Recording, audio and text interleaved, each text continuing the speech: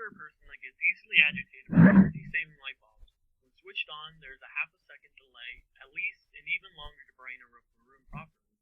Simple, and the one light that really pisses me off is the one in my boyfriend's kitchen. It's the kind that you see in a kitchen of a cheap restaurant. Once the switch is flicked, it takes about 8 seconds for it to come to life, during which it flickers at least 5 times. During the evenings, I only go to the kitchen to make up a bottle of milk for my son. He still has trouble sleeping through.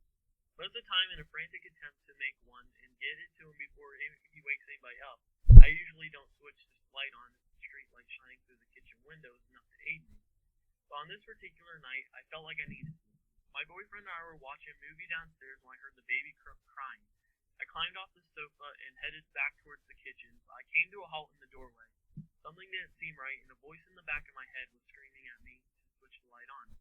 I obeyed, allowing my hand to slide slowly across the wall until my sense of touch recognized the plastic light switch. Click, and an all too familiar buzz of the bulb coming to life echoed across the kitchen tile. But as I stared into the darkness and the light began to flicker, I could make out something in front of me. It didn't take any particular shape or form. It just looked like a black smudge, the kind you get when smudging charcoal on a blank sheet of paper. It must have been the same height as my boyfriend, around 6 feet, but it couldn't have been him.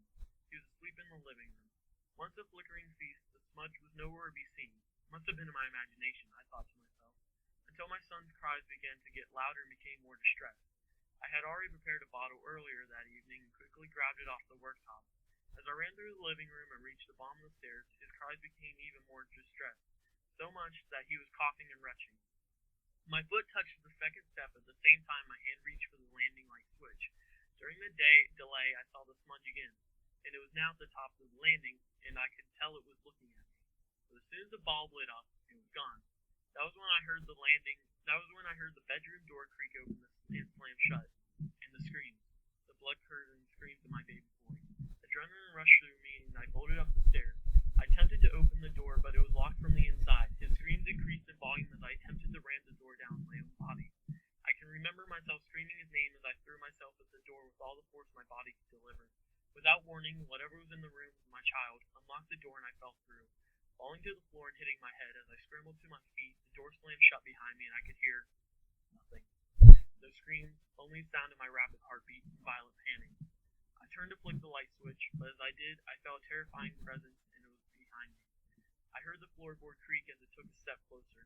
I could feel its breath on my neck and a cold breath down that shivers down my spine. Or the hoarse whisper it spoke, "Don't wake the baby." That was enough for me to flick the switch. Luckily, the bedroom light bulb was energy saving, and as quickly as I hit the switch, light filled the room. The presence I felt disappeared. With a pounding head, I rushed to the cot where I saw my little boy unharmed and fast asleep. At that moment, my legs buckled and I fell to the floor with tears streaming down my face in a mixture of fear and pure relief.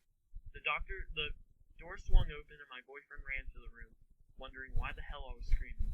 I knew then that I was the only person who heard the blood-curdling cries of my baby. I tried to explain everything to him, and it was obvious that he wouldn't believe me. He just saw a mixture of stress, sleep deprivation, and PND. I couldn't say I blamed him.